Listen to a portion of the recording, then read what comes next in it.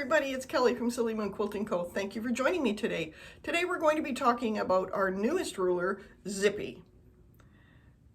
So it looks kind of simple, but really will help you create so many really cool overall designs on your quilt. In this video, I'm going to show you 3 different ways to use the ruler, but the possibilities are really endless. And as always, I encourage you to play with the rulers because you will end up with some really neat designs if you just allow yourself a little bit of time to play and move the ruler around in different directions. So I hope you enjoy this one. So this is our newest ruler, Zippy. We're going to just play with a couple designs. I'm going to show you what some of the markings are and just talk about how quickly you can create some really cool designs using this ruler. So the first thing I want everyone to notice is that on this one we actually labeled the word center. So that is the center line of the design. So above it and below it, obviously that's 50%. There is a line just below that line, and the line just below the center line is your line that will line up with your needle when you come into these little corners here. You'll see also we've got lines all the way across here. Those are the lines that will line up with your needle when it ends here, here, here, and here. And then the other way as well, your needle is going to end up lining up with the lines that go vertically here, just so that you kind of understand what those lines mean and what you're going to use them as a reference. So if you're going to use Zippy and you want your design to be centered in a border, for example, you will use the center line, and that is going to give you 50% of the design above, 50% of the design below. If you want your design to be alternating, so on this line that I've got marked here, I want my design to be flipped back and forth, I'm going to use the starting line here to start my design. That's going to give me the same design above and below as well. So this is the center line of the actual design. This is where my needle is going to start if I want to kind of alternate my design. It gives me my reference line for alternating the design. Okay, so we're going to start here. I'm just going to get my machine all ready. So I've got my thread locked in my position there, and I'm going to start by doing Zippy across the line that I just spoke about, so the one that goes in alignment with the holes where I'm going to line up. I'm going to lift my ruler foot. I've got my thread locked. I have explained that in other videos, so I'm not going to get into that today. So I've lined up my ruler so that the line that goes through here, so just under the maple leaf, is on the line that I have marked on my quilt. So when I go around here, there's a couple things we need to note when we're doing any kind of design like this, where we're in a trough. You want to pick a side that you kind of stay towards. So when you're coming around here, if you're coming around this end here, you want to make sure you stay up in these little points. So in here, in here, here, here, here, here. And when you're in those points, you want to take an extra stitch. That's going to give you a nice sharp corner. If you want this to be more rounded, you can stick to the inside part and kind of keep your ruler foot tight against that around the inside part, and that's going to give you round in here. Okay, not a significant round, but it'll just look a little bit different. And if you keep your speed through there, it's going to be more rounded as well. So you really want to take your time, and when you get to these little corners, you want to make sure that you take an extra stitch so that it ends up with a nice sharp point. Now, especially if you're working on the 1/8 rulers, you want to make sure that you've really got your fingers down on these little parts that stick out here, because they're a little bit loose. If you see, you just want to make sure you keep your ruler foot nice, or your ruler nice and flat. That's going to allow you to make sure that your design stays consistent and repetitive, which is what we're aiming for. So I've got my stitches locked there. My machine's all ready. I'm going to hold everything down nice and tight and square. And then I'm just going to start stitching. Take that extra stitch there, extra stitch there, extra stitch, extra stitch, extra stitch, extra stitch, and all the way back to this point. So you should now have ended up on the same line. If everything is lined up right, your needle should end up on the same line. So I'm going to then just rotate my ruler. Oh, I'm stuck on the sticky tape. I didn't mention that. You'll notice that the ruler does have the sticky tape on it. So now I'm lined up. I flipped it. I'm now lined up on with my line under the maple leaf. going the other direction, and that's going to allow me to duplicate or mirror image the design that I just did. So I'm going to hold everything nice and secure again. Stop when I get to that corner.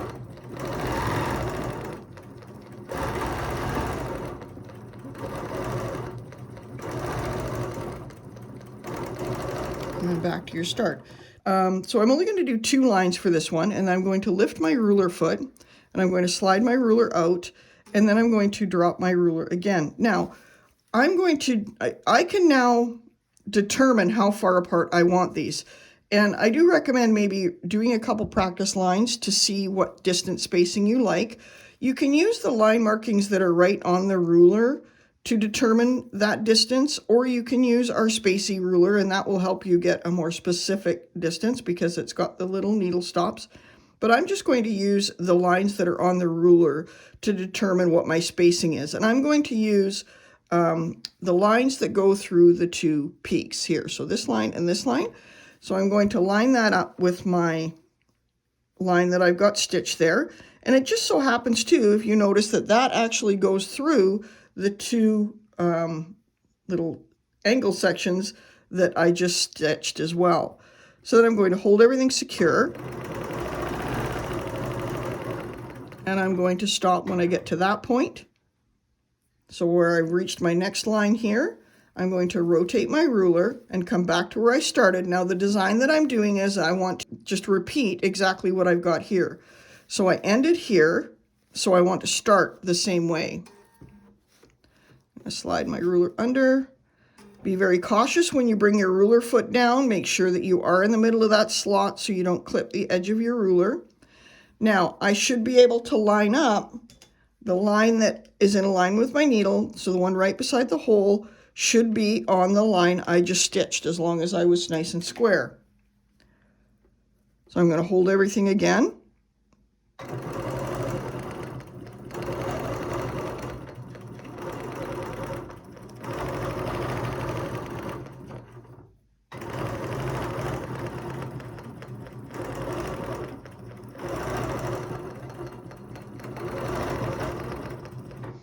And stop there. Give a quick rotate. Now when I rotate, to make sure that I know that I'm nice and square this way, I have a couple reference points. So there's a little line that goes through, and I'll move that out of the way so you can see. So a line that is in alignment with my needle on an angle. That line will line up on this stitched line here that I just completed.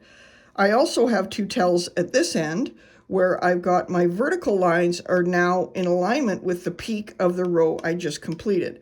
Now, because things are fluid and things move, things may have shifted a little bit, and that's okay. You're not necessarily going to get it 100% accurate every time, but you just want to be as close as you can get. The thing to remember when you're doing this is if there's a small error, if you're working on a large quilt, you want to try to really check every line to make sure that you're as close as possible to where you want to be as far as the same repeat and in alignment this way. Because if you do an entire quilt and you're off by a little tiny bit on every one, you're going to be off by a lot when you get to the other end, and it's going to be very obvious that your design is not square. So I've lined up here, and I've got my line on the line I just stitched. I'm going to hold everything down.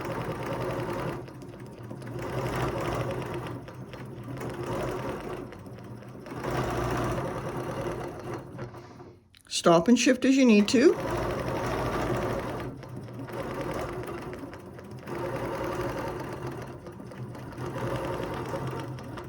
And I'm back to where I started. So now you can see, if I move that out of the way, we've got a really fun repetitive design.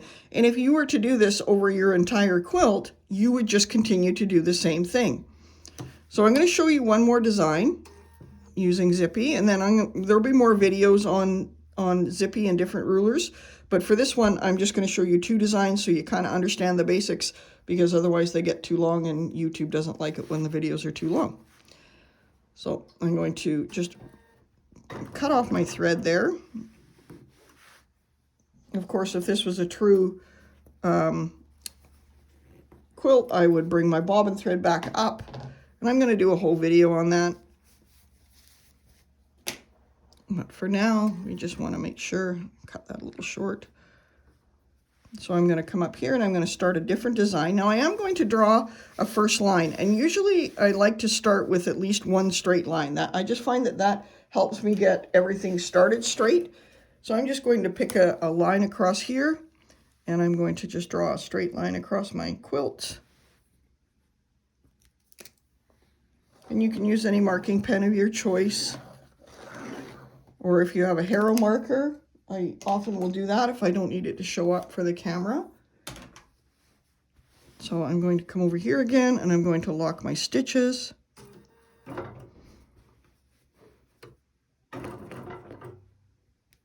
Draw out my needle again. I'm going to trim those a little bit. And then I'm going to bring my ruler back over. So what I did in the last one is when I reached the end, I flipped the ruler. When I reached the end, I flipped the ruler, and that gave me this design. So a complete, gave me this design, which is a repeat. But if you can see here, I've got a larger square, is what we'll call this, facing down, and another larger square facing up. So we can do this similar design, but we're going to do it so that we have a repeat where this is on the bottom all the way across. I'm going to lift my ruler foot, my gloves back on.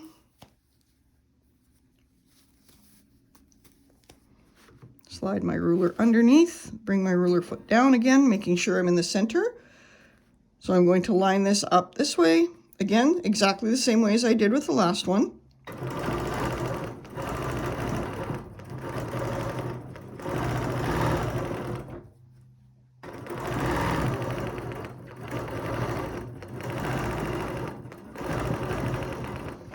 So now where I would, in the one before, I would rotate the ruler. If I want this, say, in a border design, and I want it all to be the same, exactly the same all the way across, I don't want that flipped section. I'm just going to lift my ruler foot, and I'm going to slide my ruler across this way. And this is going to give me a complete repeat of the design that I just did. Drop my ruler foot, line up my center line there, or not my center line, not the one that says center, but the one that goes across the top.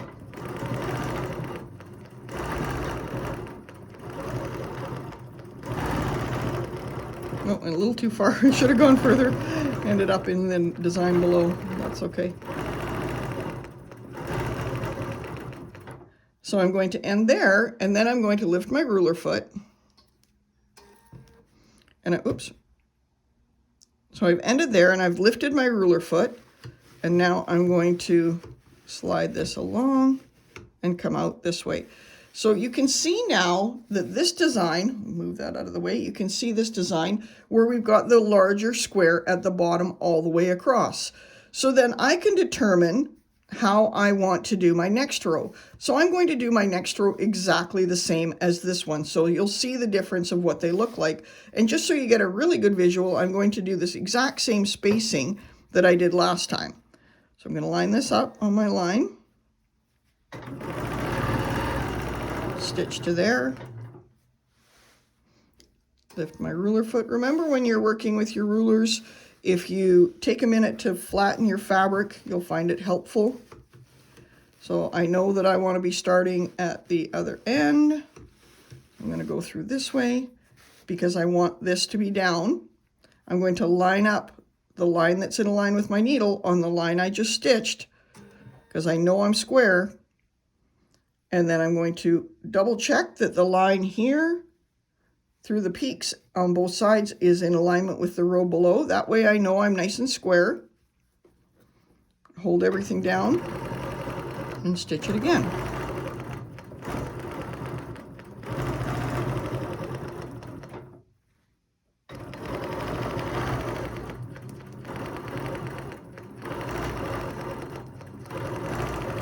I'm going to stop there, and I'm going to rotate again.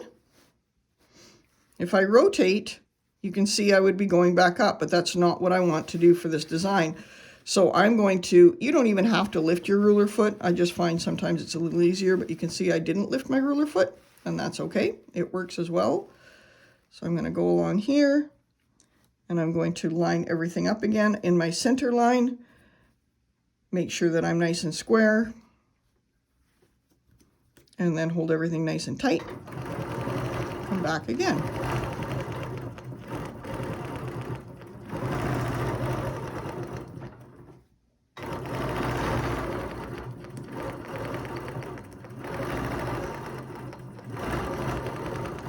So I'm just going to do a couple locking stitches and lift my thread and my foot up there. Move this out of the way. You can see what I've got there. And I'm just going to cut that, and I'll show you what the difference is in these two designs. So you can see there, this is this one here on the top I did, and this is with the V's all the way along. So this is the design that you end up with overall the quilt. And then this one is the design that you would end up with if you rotated it. So they're different designs, both really cool geometric designs that you could easily do on your quilt. So then the fun can come in when you start overlapping designs. So I'm just going to turn this quilt, and this is my first line where I've got all of them going the same way, and I just turn it just so that I can show you a little clearer on this side what it's going to look like. A little easier for you to see without all that other stuff in the way. So now if I take my ruler where I've gone here and I've gone one direction, I can go ahead and I can overlap what I just did. So we know that this is our center line. So a good reference line, I can line up this line on the side, and I can line up the center line on the peak of this one that I just stitched. Okay, so I'm going to go back over here. And this is just playing. You can absolutely just go ahead and play with different designs. I'm just going to do a quick thread lock there. I'm going to cheat a bit so that I'm not bringing up my thread. I'm lined up here, and I'm lined up across with my center one, the one that says center, not the one below it, on top of the line I just stitched. And we're just going to stitch.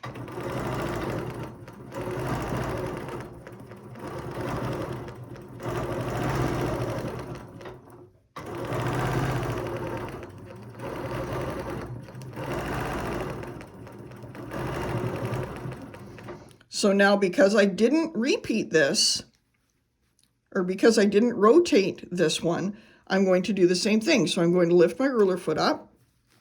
I just find it easier with it up. And I'm going to slide it along and go back to the beginning. Line that up there. Double check my center line again, making sure I'm lined up. And repeat the design again.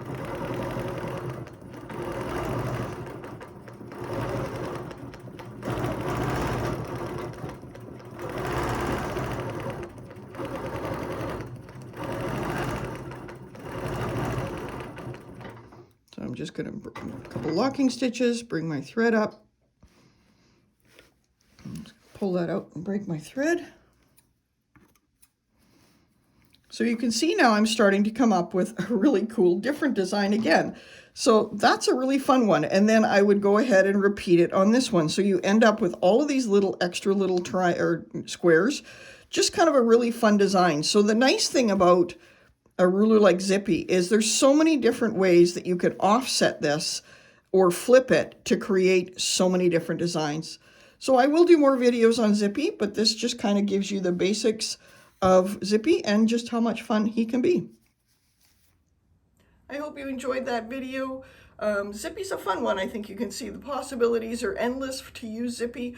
You can combine it easily with other rulers. You could do a couple lines of Zippy and then do a row of hearts or something else. I'll be doing more videos on it in the future, but for now, I hope that you understand the basics of Zippy, and I hope that you enjoy this video. If you do, please give us a like, share, and subscribe. I know everybody says it in their videos, but it really does help YouTube allow other people to see my videos and share my love of ruler quilting. Have an amazing day, and thanks for stopping by.